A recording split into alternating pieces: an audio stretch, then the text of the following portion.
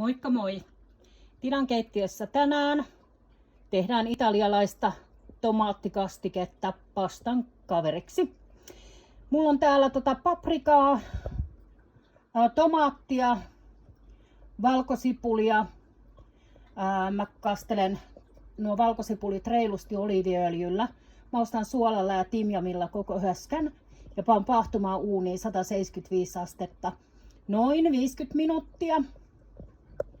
Tuossa vielä noin mun mausteet.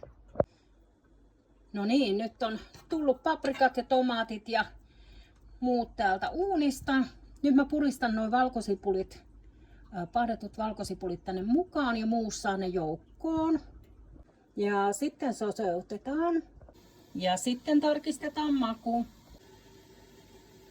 Maku on oikein hyvä. Nyt mä lisään sinne mozzarella raastetta ja ihan pikkusen suolaa ja mustapippuria.